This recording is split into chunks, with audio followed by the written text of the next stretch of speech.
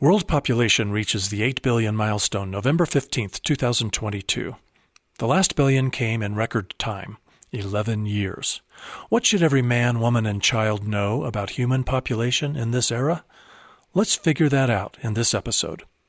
When you've got a planet to save, who you gonna call? Calling. Call the growth buster. Whoa. Welcome to the Growth Busters podcast, about coming to terms with limits to growth. Here we roast the growth pushers and toast the transition towns, degrowthers, steady staters, child-free, and others who get that there are limits to growth and small is beautiful.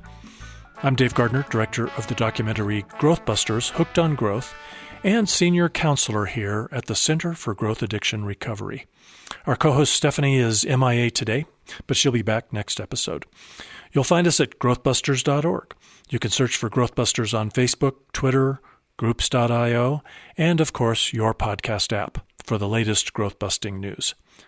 Now joining us today to discuss the 8 billion milestone and what we need to know about human population is Christopher Tucker, author of A Planet of 3 Billion, Mapping Humanity's Long History of Ecological Destruction and Finding Our Way to a Resilient Future. Chris Tucker is chairman of the American Geographical Society and strategic advisor to the U.S. National Security Community. He holds a BA, MA, and PhD from Columbia University. So, Chris, really glad to have you in this conversation as we approach that 8 billion milestone. And just real quickly for anyone who maybe isn't paying as much attention as we are, it's the quickest billion we've added in history. Yeah. Took 11 years. Yep. When we went from 1 billion to 2, it took us 127 years, 33 years to add the next billion, 14 years to add the next billion, 13 years to add the next billion, and then a couple of 12-year periods. So here we are at 8 billion. Right. I think the biggest question for everybody is, do we have a population crisis? Is the world overpopulated? And I know you don't like to use that term, right, so I won't make you use it. I'll try not to overuse it in our conversation today. No worries. Yeah, these numbers, I always like to say, we're all a little bit innumerate. We talk about illiteracy, but then we kind of forget about innumeracy. And, I did math in school. I did fine, but I always found it a little bit of a struggle to understand the meaning of numbers kind of out of context, right? So at the same time that this is the fastest billion that we've added to the planet, you'll read countless news articles that say, but we're down to only 1% annual growth. Yeah. Right? Mm-hmm. If we're slowing down. Well, how are we slowing down if we're speeding up? And it's kind of these basic issues of math, right? That I think many of us, it's not our forte. It's not the thing we focus on, but also we don't attach these numbers to things that have meaning. So, I go, is it a crisis if we're adding 80 million people to the planet every year, right? Which is the equivalent of 10 New York cities or an entire Germany every single year. So you read about all these ecological crises, you read about climate change, you read about the lack of water, the loss of species. You can go down all these things that are accelerating, right? That are getting worse and worse and worse every year, but yet we're only adding 1%, 1% growth to the planet every year, but yet we just had the fastest billion ever. So I think we, as a species, are not necessarily good at grappling with kind of these big numbers, particularly when they're about things that are far away, right? They're over the horizon, they're out of sight. And then we read all these complex stories by journalists and scientists and politicians, and we don't know what we're left to believe in. But you better bet it that we're in a crisis. People say, do we have a climate problem? Do we have an energy problem? Do we have a water problem? I bluntly say, perhaps we have a people problem, and we just need to think about that a little bit more deeply. Well, it's certainly, in my view, part of the problem, and a major part of the problem. It's not the only problem, and we can talk about that. But you brought up some interesting subjects that I want to just delve into briefly. Sure. A lot of headlines over the last few years have been about the declining birth rate. Mm-hmm. And I think a lot of people misinterpret that as population decline.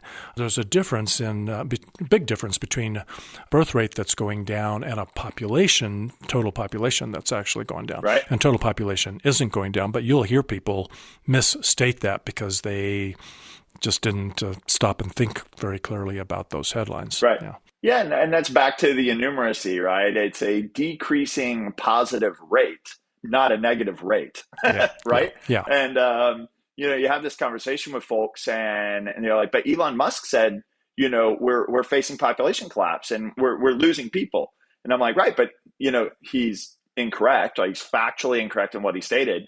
And I have people look at me like, but how could Elon Musk be factually incorrect? Like, he's a billionaire and he's brilliant and he's he's clearly knows more about the world than I do as a plumber, a waiter, a lawyer, whatever. And, how could you possibly say Elon Musk is wrong? And I'm like, wow, we really dug ourselves a hole. And when the kind of the biggest headline that makes it out to the world on these topics is a factual misstatement that Elon Musk makes over and over and over again with no one in a position to correct him, right? Well, we are. Oh, there you go. Right here, right now. Let's do it. Me and my 144 million Twitter followers, right? Yes. So, we're at 8 billion, and even if population growth had come to a halt today, a point I'd like to make is, we're still in deep doo-doo. Right. Because at 8 billion, we are deep into overshoot, and you addressed that. You've addressed that in one or two papers, and you addressed that in the book. And in your book, you had this P3B thesis, and you kind of did your own version of the math. Some very smart people have also tried to compute what what is a sustainable population. Right. So I want to invite you to kind of share with our listeners today, just kind of at a high level, your calculations and what the answer was that you came up with when you were writing the book. Yeah, for sure. Yeah, you use the term ecological overshoot, and I'm a big admirer of the work of the Footprint Network. Mathis Wackernagel and his team, they've done a great job of both rigorously calculating, right? How do we think about humanity's footprint, ecological footprint on the planet? But they've also raised awareness. I think a lot of people, it's often in the spring, let's call it March, April timeframe. You'll see a bunch of articles that say, oh my God, we're only 4 or 5 months into the year, and we've already exceeded our planet's ecological carrying capacity, right? Like, we've burned through these ecological resources already, and we're not even halfway through the year. This is horrible. Globally, I think it's been in July. It's been a little bit past the halfway point. Oh, yeah. Sorry. It depends which country, right? So he's broken it down by country. And, it's in March for the U.S. It's horrible, right? But it's raised a lot of awareness, and people go, what? So when people use the ecological overshoot term, I think that's fantastic. The language I used in my book was exceeding the Earth's long-term ecological carrying capacity. And those words have, their own baggage, I guess. A lot of people don't like the term ecological carrying capacity because that was used to kind of calculate how many of a particular animal species could a particular forest or ecosystem support. And, when you have runaway population of a particular species, say deer, they can overfeed, and then you can have collapse in the population.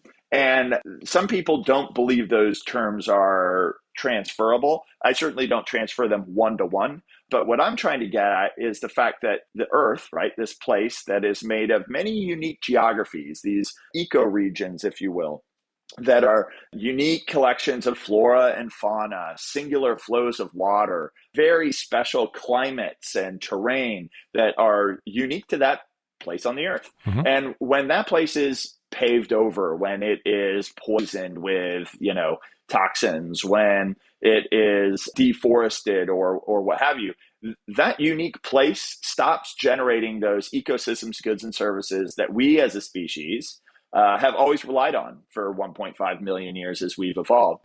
And, one of the center of my book, I actually have these maps where I just take a handful of map layers of, what it means to be human, roads, intense agricultural areas, densely populated areas, and I overlay it on these ecoregions, and you realize, wow, we've deleted right? A good chunk of the Earth's ecosystem, goods, and services, but we rely on them. And we rely on more and more of them every year because we're adding 80 million people to the planet every year. So how are we supposed to make that math work? Adding 80 million more every year, needing more ecosystem, goods, and services, but deleting some percentage of them increasingly every year.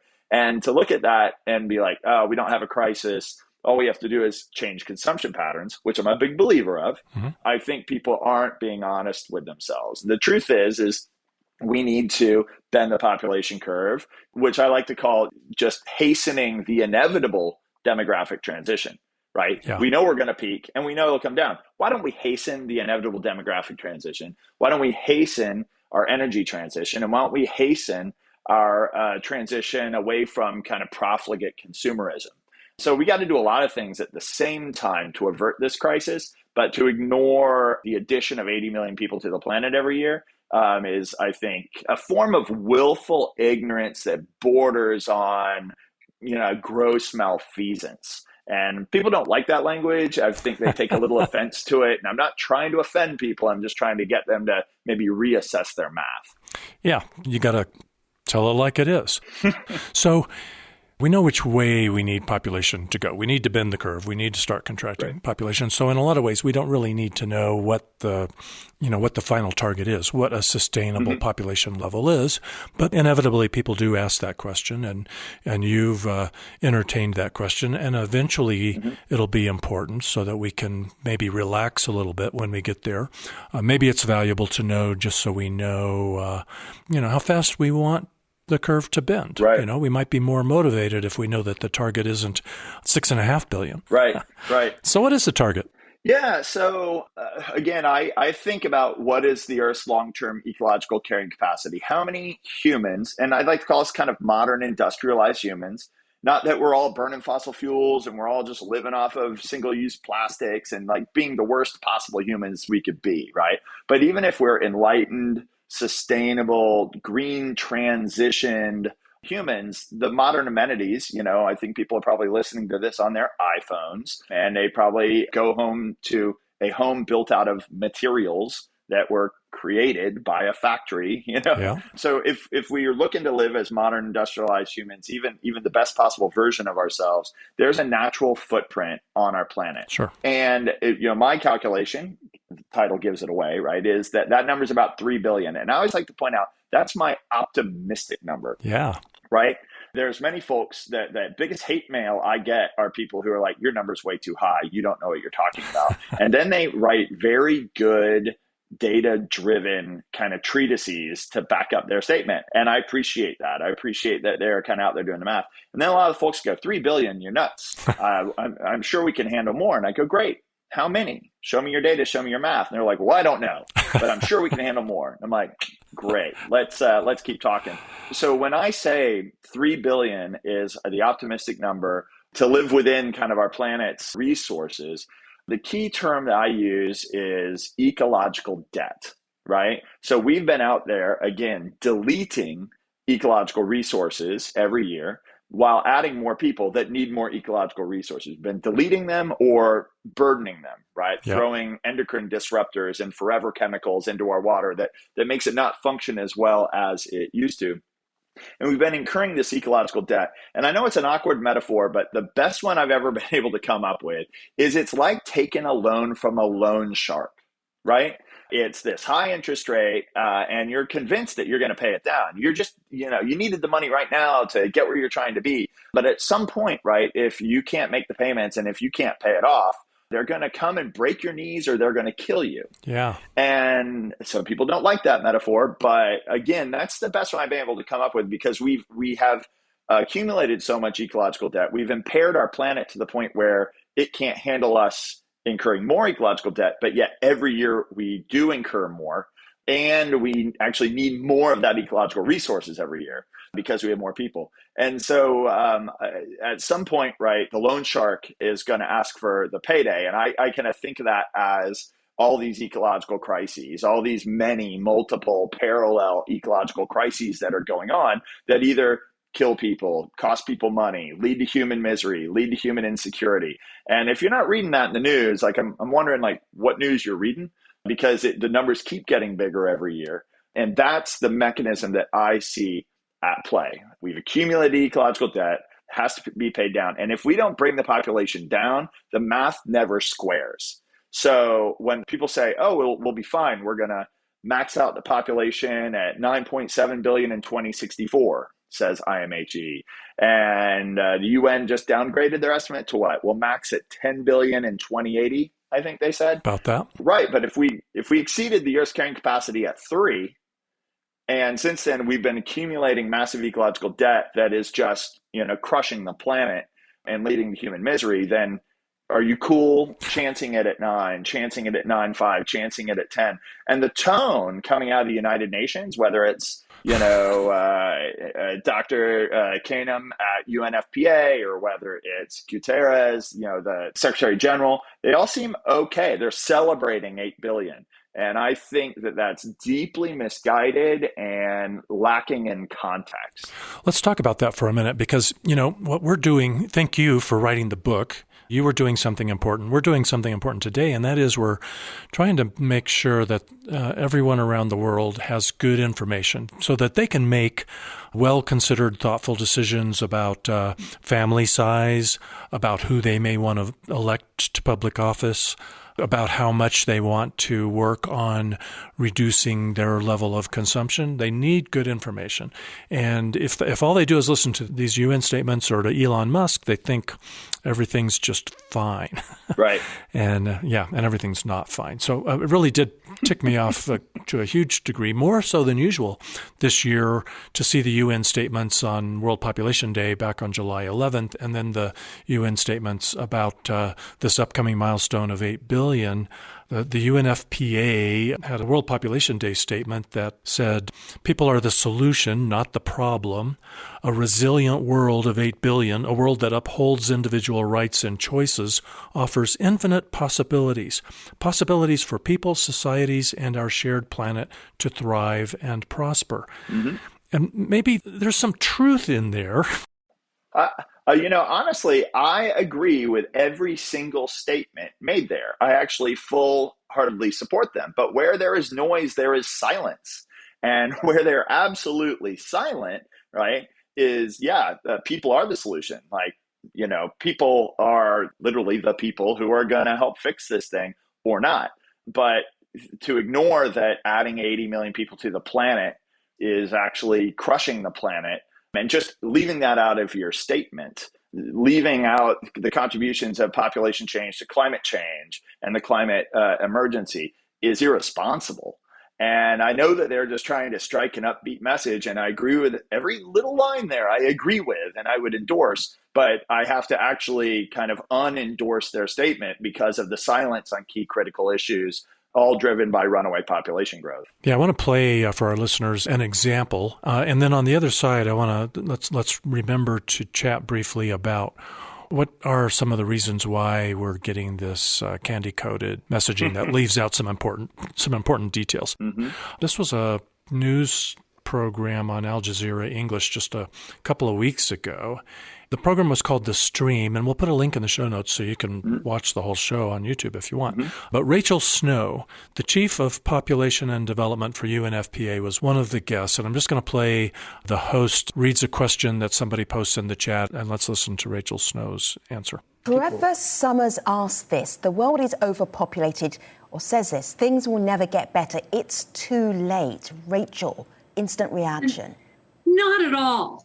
Not at all. 8 billion people is 8 billion potentially brilliant new ideas that will increase food production, that will figure out new, very cool ways for people to learn on the internet, that will think about, ways to multiply the number of teachers. I'm much more optimistic. Probably your initial reaction would be similar to what you just said, that you don't argue with what she said. You argue with what she left out. Right. And my profound disappointment at kind of which things she selected to talk about those things that she kind of chose to ignore. And she knows better. I mean, she's a very smart woman who is plugged deep into these debates over a very long time. My book was very much a response to Joel Cohen's 1995 book, How Many People Can the Earth Support? I happened to be at a lecture there, at Columbia in 1995 as a student when he was given it. And it left me with that's the most important question we should be asking. Why doesn't it get asked? What class would that get asked in? Why isn't every citizen, every student, every professional kind of forced to confront that question?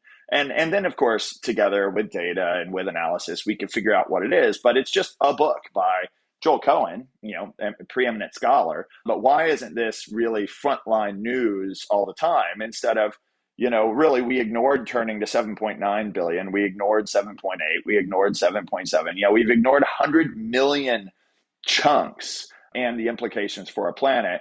And then when 8 billion turns around, the UN decides to celebrate it and not to actually have a real critique. And she knows that question because back in 2012, the United Nations, when they were really thinking through the Sustainable Development Goals, there were many convenings discussing this, looking at estimates and thinking about it.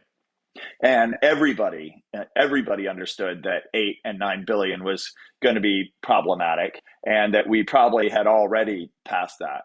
But even I was just reading a quote from Joel, just recently, and he's still saying, I think the jury's out.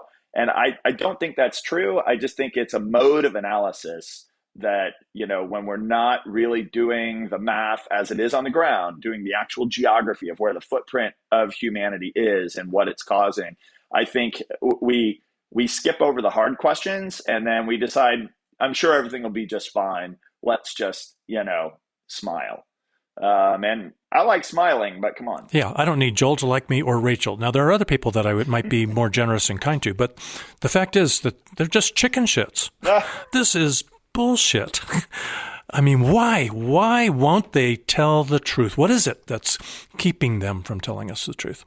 Well, I mean, I will say, and I'll side with them and others on this. Okay. There is a dark history to discussions about demographic targets from earlier in the 20th century. By association, you can take, John D. Rockefeller's work in the middle of the century to his family's support of the American Eugenics Association, super dark things. You can look at things that occurred in the mid-century through the 60s and 70s that were big coercive, substantial coercive campaigns to sterilize people in different parts of the world. And those things are bad, horribly bad, and they should never be revisited. But what happened in 1994 at the Cairo conference, which I think very much shakes the UN's party line now, was problematic.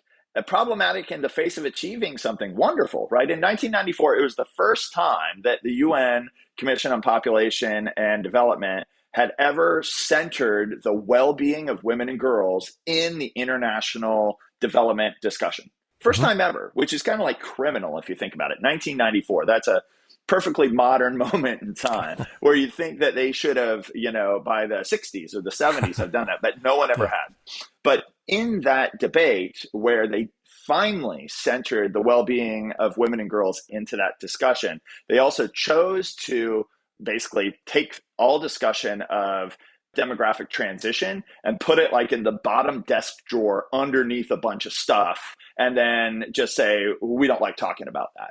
And what it ended up doing actually was leading to a massive decline in rights-based family planning investment while we're adding people to the planet. So, rights-based family planning investment now is not what it used to be in real dollar terms. Meanwhile, we've added billions and billions of women to the planet. Right. So then, of course, you see, we have all this unmet need. And it's the way that conversation split, right, in 1994 has sent us on a almost 3 decade long journey where the population growth rate, right, which is a positive rate, has continued to decline. It's not negative, it's positive, but it's less positive. And they celebrate that. And they celebrate investment in sexual reproductive health, which is also great. But they just ignore the fact that the base keeps getting bigger, even though the rate is declining. But that means every year we keep adding 80 million people anyways. And so it's just this kind of innumerate negligence. I mean, we could kind of talk about it in a bunch of different ways, but I think they think that if they don't talk about the 80 million people that we're adding to the planet every year, and nobody then knows about it, that it kind of goes away. And I think that's it's a strategic fail. If they're here for the well-being of the planet, the well-being of humanity, the sustainable development of our planet with humanity, which they say they are, they need to not have all this silence looming after all the noise that they make. Well, and if you believe their 8 billion milestone statements, they seem to have this, or they express it anyway, that we don't want to be alarmed about population levels because it's so easy to slide into those negative responses. The responses to population concerns that you mentioned that weren't good responses. But there are plenty of good responses, as you've alluded to already. Yeah. And so, one, I really want to pick a bone with them. Why do you assume that the only response is going to be negative? And also, if responsible people don't talk about these issues, irresponsible people are going to do the talking, and they're going to spread the misinformation and perpetuate the very things that these UN people are trying to avoid. Yeah. Your turn. No. I mean, I agree with you. And I think one of the weird ironies here is when the Cairo Consensus in 1994 shifted the focus, right, or rebalanced the focus properly to center the well-being of women and girls in international development discussions. What they failed to do, right? They said all this family planning investment has been coercive. We have to stop doing that kind of stuff. What they failed to shine a light on is all the data that showed every place where women and girls are empowered, educated, integrated in the workforce, and given access to family planning technologies, you get that demographic transition. You either hit replacement value fertility or go below replacement value.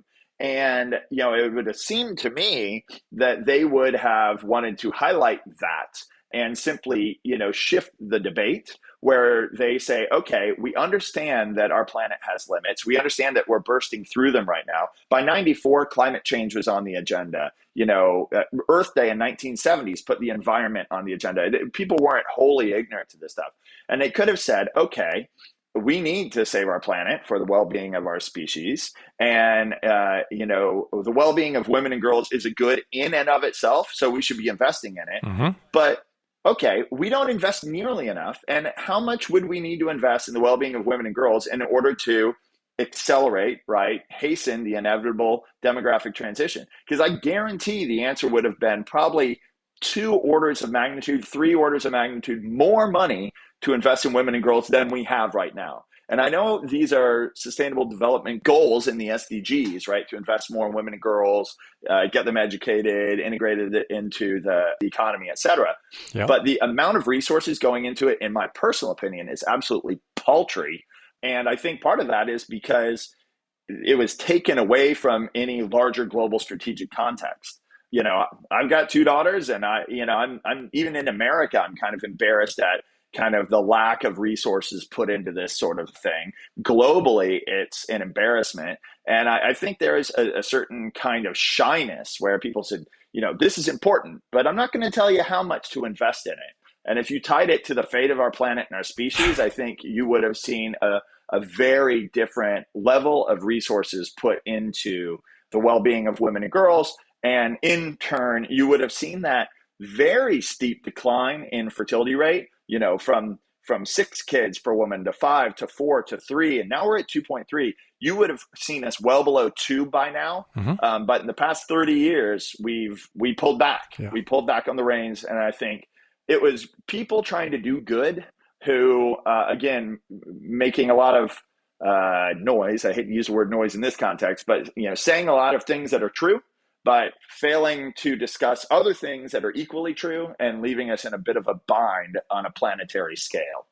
And even though the funding, even though it's vastly underfunded, the efforts that you're talking about, it's not a huge amount of money compared to what we waste money on today.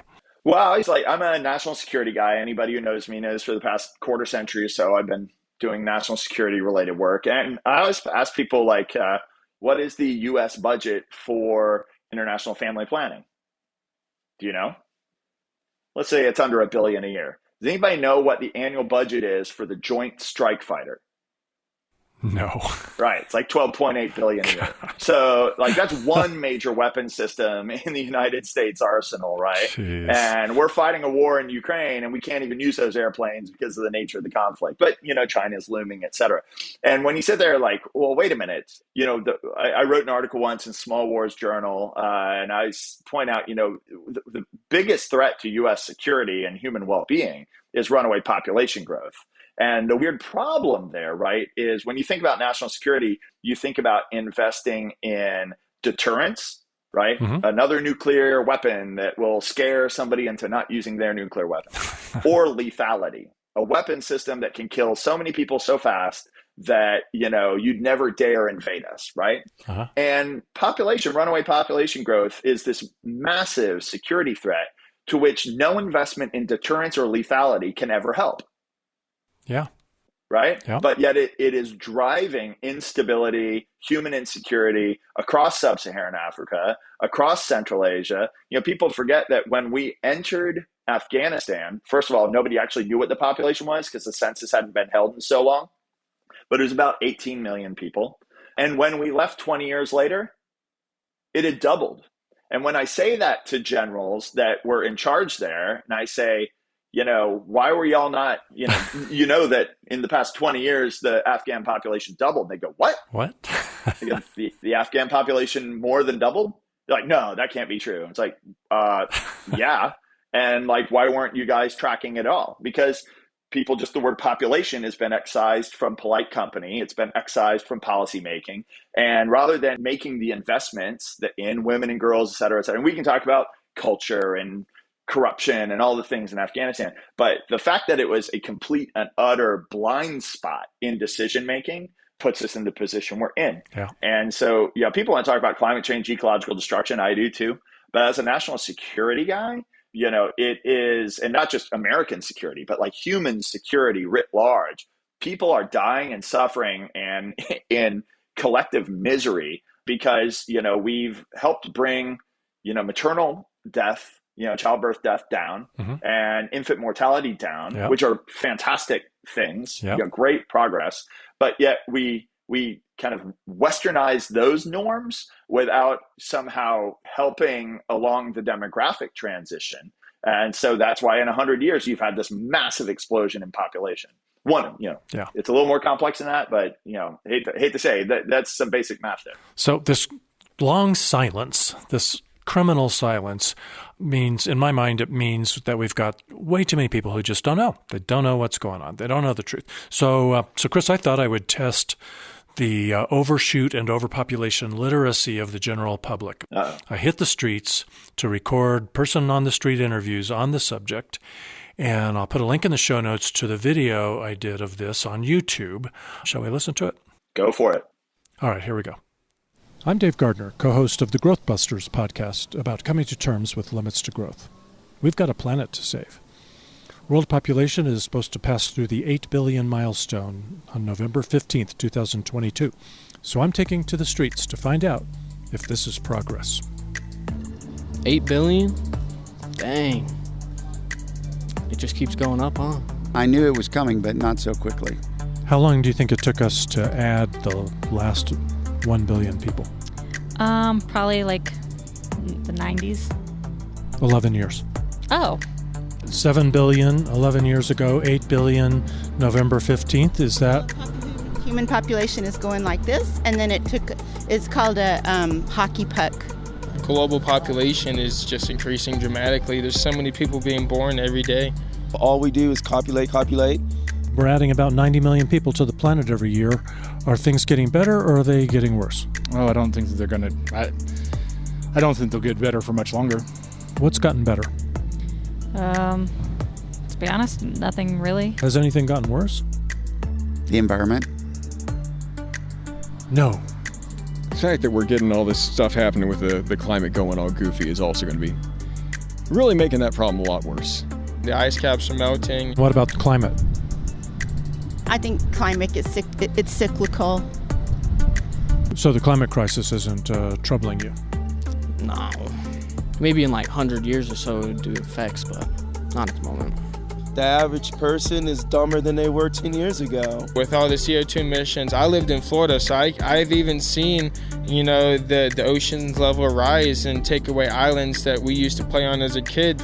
It presents some challenges, and hopefully we're innovative enough to rise to those challenges. Well, how do you think we're doing?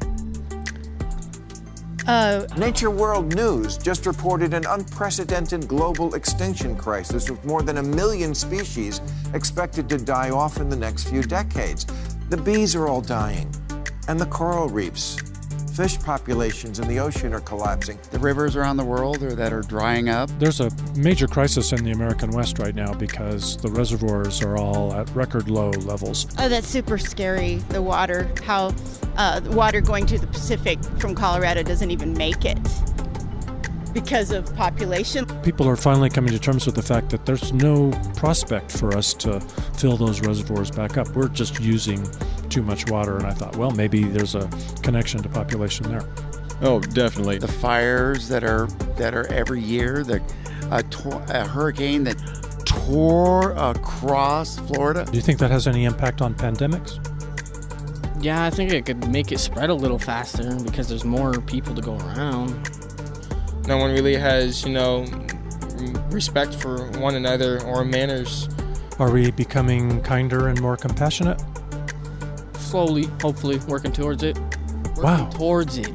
Is the traffic getting better? Are houses more affordable than they were a decade ago? Food prices? Mostly too high. The traffic is definitely an issue of some absolute idiot planned this city out. Did you see that film, Idiocracy? Yes.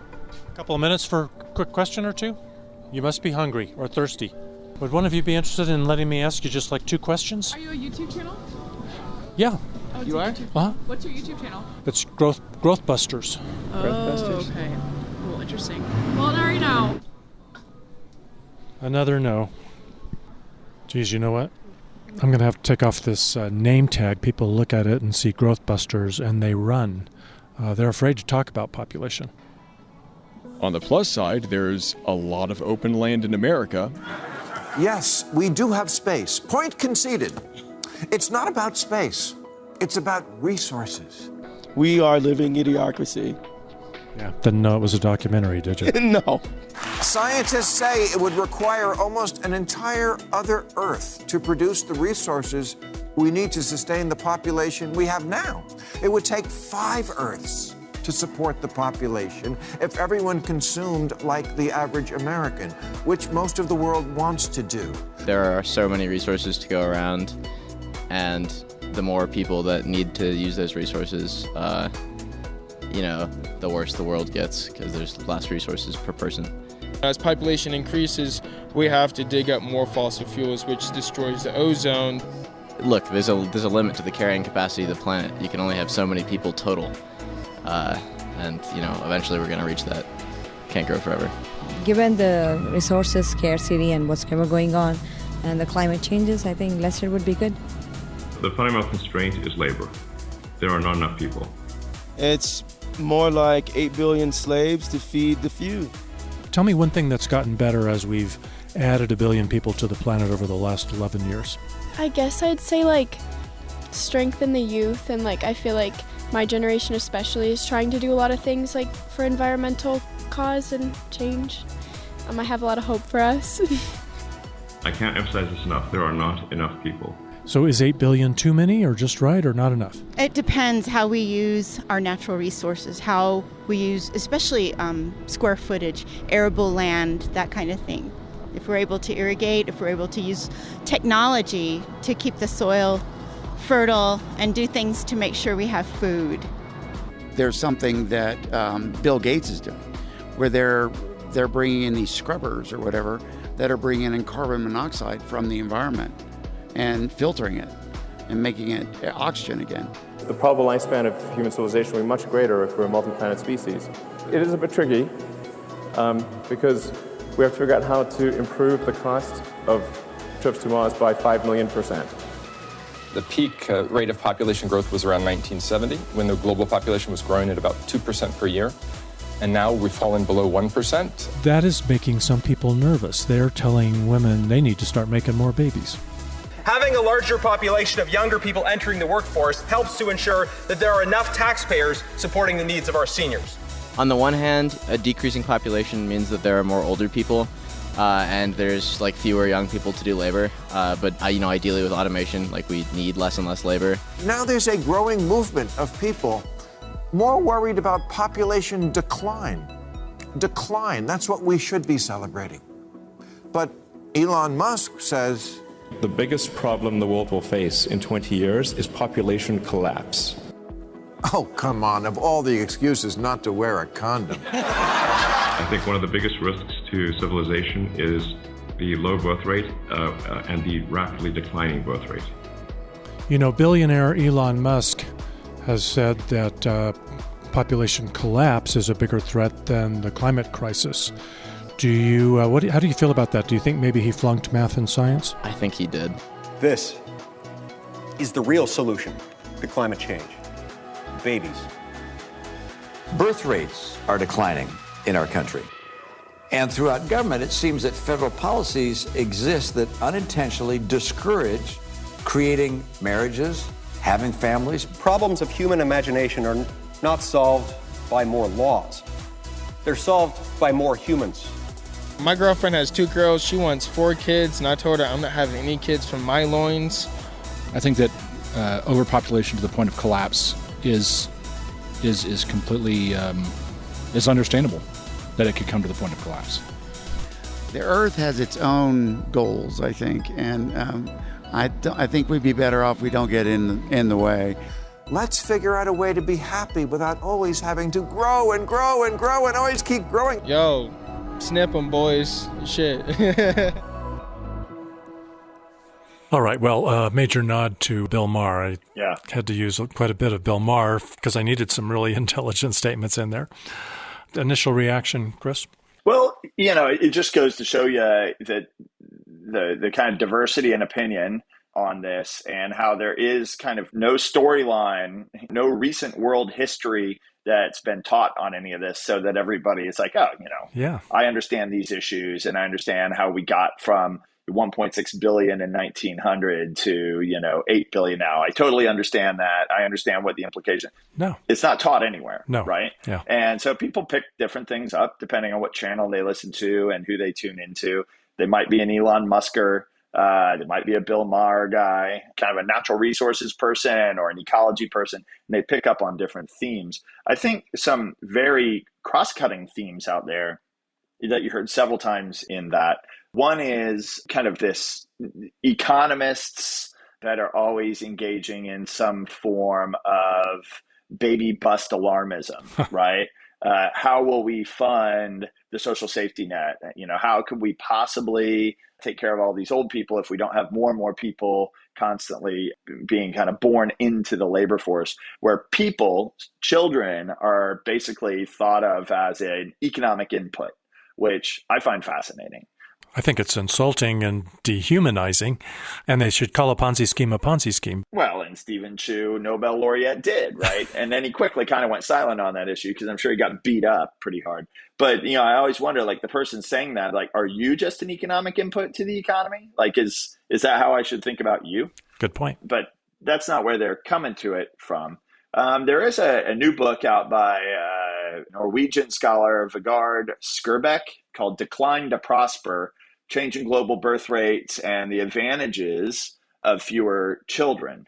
And he really kind of debunks a lot of that baby bust alarmism in the field of economics. He himself is an economist and tomographer. And when you kind of read what he's talking about, he and a lot of people that are focused on that space, how do I engage in public finance for, supporting older folks? They read his debunking and are like, wow, I didn't know, right? And so I think there's this accepted wisdom that are proliferated by economists. I kind of don't blame them in a way, right? Because in the post-World War II world, the economists of the free world were trying to show that capitalism can provide reliable growth to all these developing countries, and they shouldn't choose to team up with the USSR and go communist, right? Yeah. Capitalism's better than communism. Yeah. And that was a whole big cultural project post-World War II. But when the wall fell, right, in the early 90s, there was never kind of a reassessment of that project. And indeed, in the 1970s, when limits to growth came out and people said, hey, there actually are limits to growth, they won't be realized for 70 years, right? That was the thesis of the book. And people said, oh, no, I think everything's fine right now. And so that was really ignored now for 50 years, except for some people are saying, maybe those guys who wrote a book in the 70s that was roundly ignored by economists, maybe they're on to something. Yeah. But I think like Vigard's book, Decline to Prosper, is an interesting treatment where a bunch of people are going to say, oh, I've just been repeating what my macroeconomist teacher told me, and maybe I was wrong. So I think that is kind of one of these cross-cutting things. I'm glad you mentioned that book. We're going to put a link in the show notes so people can find that book. I haven't read it yet. Oh, yeah, fantastic. Top really, of my list. really nice guy, smart guy. And honestly, you need somebody to go do the homework, right? For all of us. Yep. It's not our day job to know all the facts about absolutely everything on the planet. That's why we rely on people who do good work and write good books, right? But then the other one is what my colleague Nandita Bajaj calls coercive pronatalism. Yeah. And I find that a fascinating term because in the 1994, we talked about the Cairo Consensus, right? They were talking about coercive family planning methods, right? Coercive antinatalism. Yeah. And how any form of family planning using demographic targets was inherently coercive. And I don't know why I didn't think about the opposite, but 30 some odd years later, I see Nandita writing about coercive pronatalism and then going through every single economic, governmental, religious, social, cultural form of coercive pronatalism. And I think because I'm a guy, like as a dude, I never felt most of that. Yeah. You know what I mean? Yeah. But like as a woman, right, I can only now, after reading that, just feel like there's a bunch of guns pointed at me telling me to have children in every possible direction, whether it's consciously or subconsciously, right? And when you go back historically, right, women have more rights now than, ever in human history. Mm-hmm. Not to say that there's enough or that they're evenly distributed, right? Because women and girls around the world do not enjoy the rights that the men do in their country, let alone men like in our country. But thinking explicitly about all the forms of institutionalized coercive pronatalism, I think is important because only by thinking about it can you kind of deconstruct it.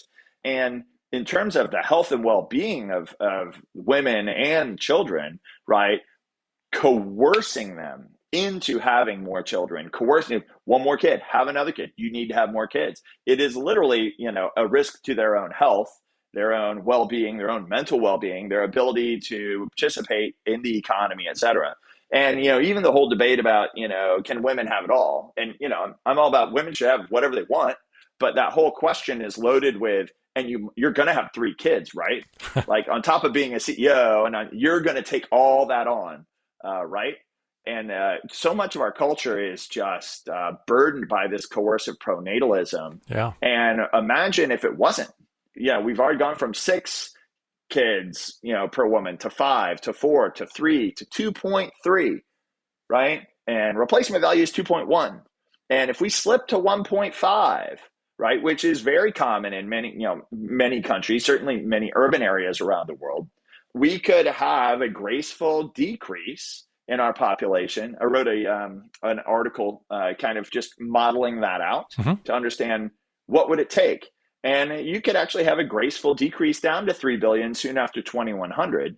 And I strongly believe that the difficulties, right, the transition complexities that we would go through would be infinitely easier than the ones that we face by adding 80 million people to the planet every year, right? Absolutely, absolutely. We'll put a link in the show notes to that piece. So let's talk about that 1.5 fertility rate by 2030, right. You wrote about in the book, and 1.5 by 2030 feels like a good meme. It ought to be a global project. It ought to be a national project. What do you think? To me, it should be a global question, right? And the question again is I go to people and I say, a lot of people, when I first wrote the book and I go out and give these lectures, I had not watched the movie with Thanos in it. So somebody's like, oh, are you Thanos? Do you just want to snap your finger and have half the people in the world, die? And I'm like, Jesus, what? What are you talking about? So I Google it, and I'm like, oh, holy, I missed that movie. I need to watch that.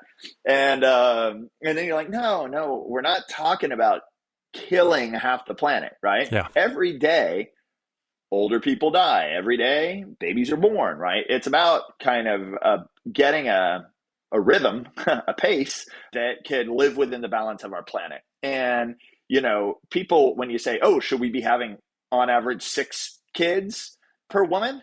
People are like, oh, God, no, not every, I mean, if somebody wants to have 6, sure, but like, no. What we used to, what was wrong with that? Mm-hmm. Then we did 5. So we have 5. Oh, no. And so they've kind of gotten this like 2.3 is okay, right? Yep. And I go, well, yeah, but what if it was 2.1? They go, oh, that would be okay too. You go, well, you realize that's the difference between 80 million people being added to the planet every year and no one being added to the planet every year. And they look at you and they go, huh, wow, that's a huge difference. You go, yeah, you're okay with 2.3, but 2.1 is scary.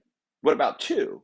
And then you start showing the math of like, you would not need to murder anybody. You don't need that Thanos to come and do his Thanos thing, right? But if we were able to hasten the inevitable demographic transition and have all countries in the world below 2.1, right? If we could get on average to 1.5, and think about what that means, right? Right now, on average, women have between 2 and 3 kids, right? On average, that means it's 2.5. 2.3. Oh, no, actually, it's 2.3. So on average, we're having less than 2 to 3 kids per woman. If we, on average, had between 1 and 2 kids per woman, that would be 1.5, mm-hmm. right? And then instead of adding 80 million people to the planet every year, we would be decreasing 80 million.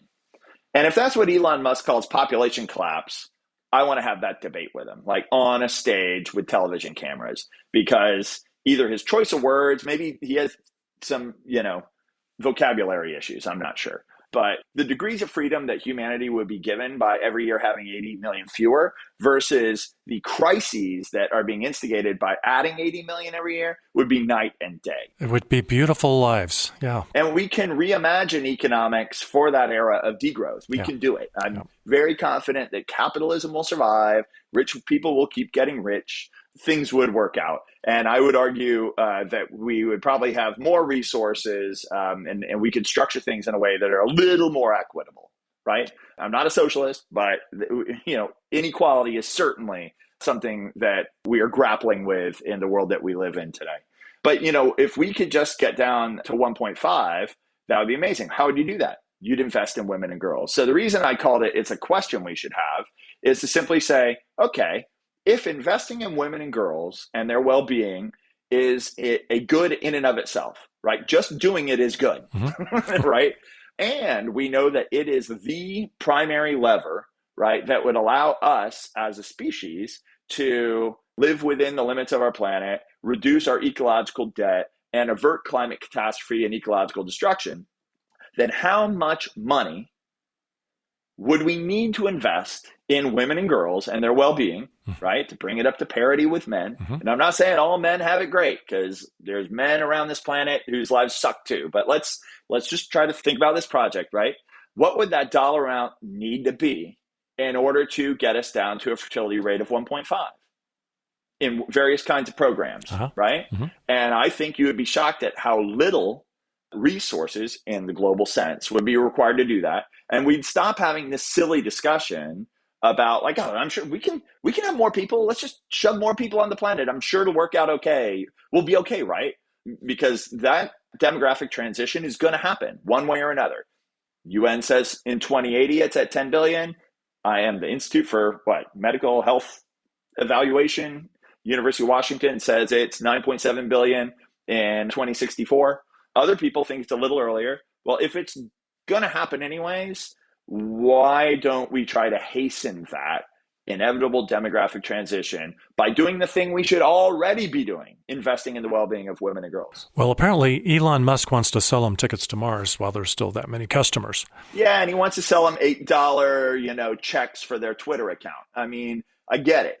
I'm glad he's in the ecosystem. I'm glad he's accelerated, electric cars and utility scale batteries for the grid. And, I'm glad he's out there. But, the fact that he's just incorrect on the statements he made about population. I mean, I don't think he has a degree in population sciences or, Yeah. I'm pretty sure he didn't study this in school. So I forgive him. I'm just saying, if we're going to listen to somebody and, think about this, there's other people out there. Like you. Let's talk to David Attenborough, right? You're such a good communicator about this, Chris. I just cannot compliment you enough for the way you talk about it. So 1.5 by 2030, and you mentioned it wouldn't cost that much. I don't think cost is an obstacle at all. I think the obstacle is political will and, just all this misinformation and the myths and everything that are being perpetuated out there. We just need better literacy about the subject. Yeah, I mean, sure. I'll go with you on that ride for a little while, but I hate to say it, money makes the world go round.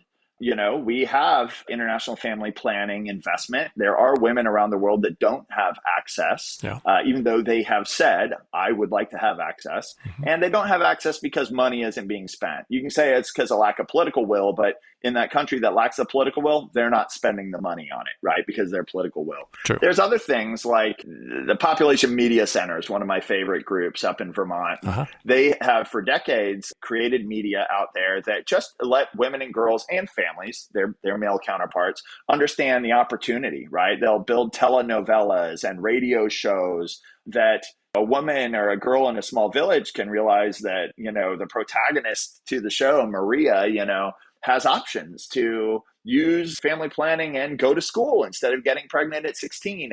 And those shows, just by showing the opportunity to people that are not connected to the larger discussion, have been shown to have massive shifts in the empowerment, even the kind of rights and privileges that women and girls are given in their own village because of the men who have also heard the same telenovela.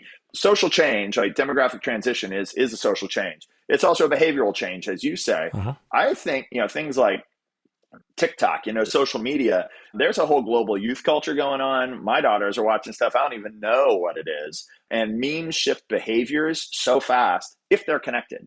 But guess what, right? Girls in Mexico and in the United States and Europe, Eastern Europe, whatever, are far more connected than a lot of girls in sub-Saharan Africa and Mali and Niger and, places like that. Yeah. So, maybe we buy them all cell phones and give them, access to Elon Musk's data service, right? I think there's a lot of ways to do it. But in the end, it does come down to investing in, right, the success and well-being of women and girls, full stop. And again, it doesn't mean we're not investing in boys and men. In many ways, you want to bring them along for the ride. You certainly want them to think of their success as being aligned with the women and girls in their society, right?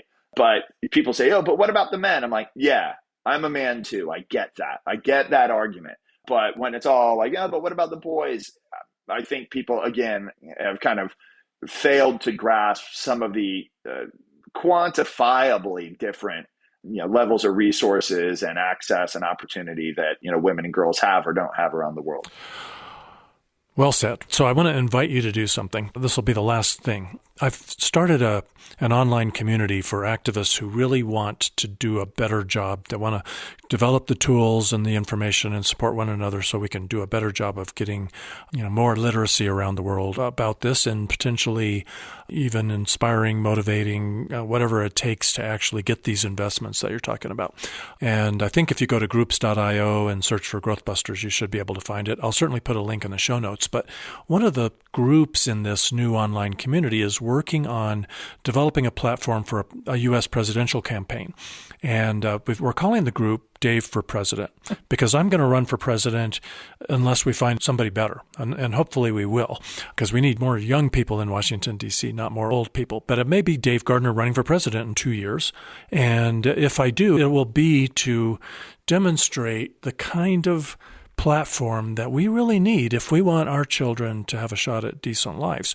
And so 1.5 by 2030, I want to be promoting a national project. I want to be promising people that if I'm elected, you and I both know I won't be, but if I'm elected, we will have a national project to achieve 1.5 by 2030 in the U.S. and to support that around the world in every way we can, including investing the kind of sums of money that we should be investing around the world in improving the lives of women and girls.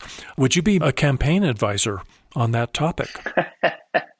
Sure, man. I'll write you some speeches and do some off-color tweets or something. Great. We might have to have you appear on some of the cable news shows because you can talk about it so much better than me. You're just a master communicator, Chris. I cannot compliment you highly enough.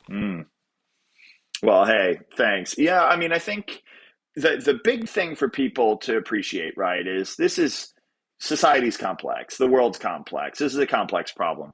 But some people think, oh, the biggest problem on Earth needs the most amount of money, the most amount of resources, the most amount of focus. And I think what people fail to realize, right, is that in a complex system, it's often the right combination of relatively small changes can lead to unbelievable shift in how that complex system behaves. Like, how did, the Soviet Union collapse overnight, right?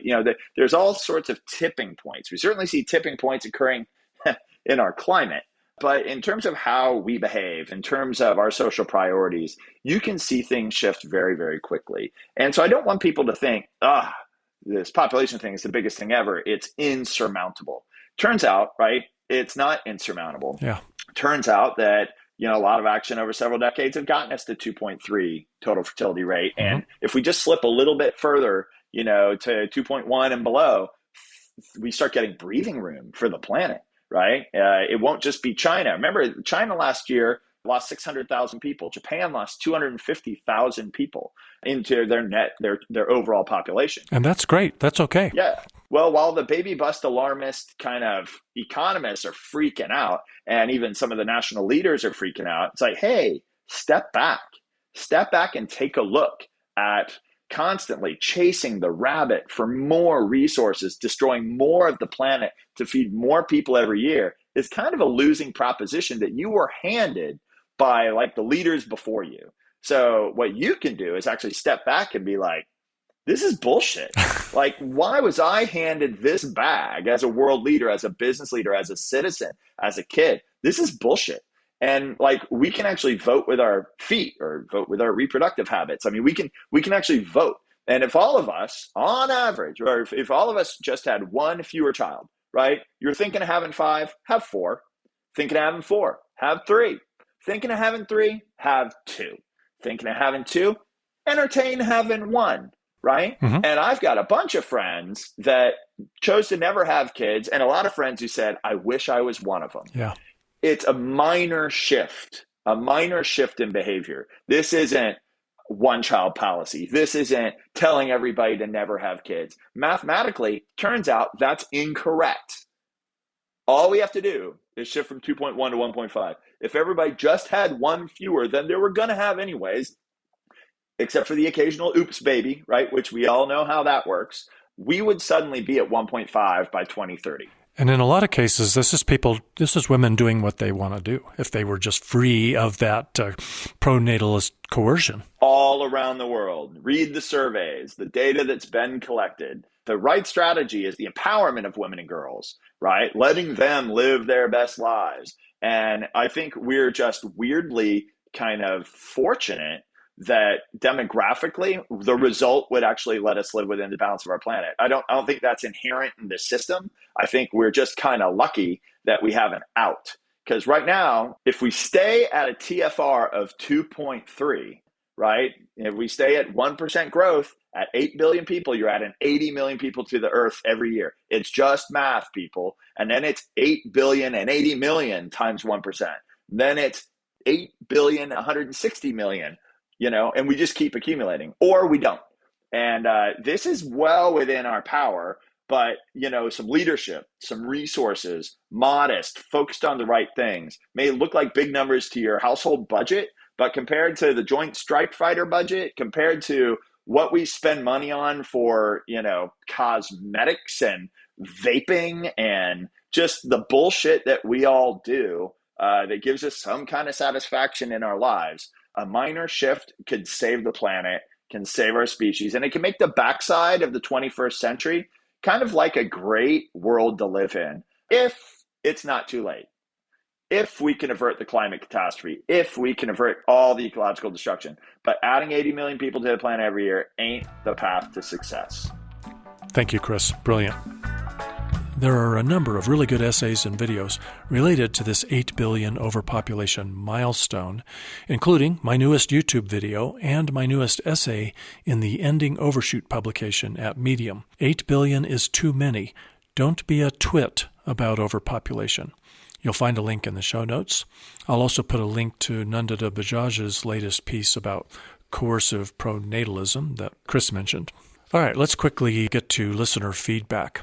After our last episode, episode 72, Upping Our Game, Alerting the World to Limits to Growth, we got an email from Cliff in Minnesota. The online community seems to be growing and proving to be a conduit for discussion, exploration of ideas, and a potentially effective way to galvanize a group of enthusiastic activists. It's also good to learn that you're considering a run for president.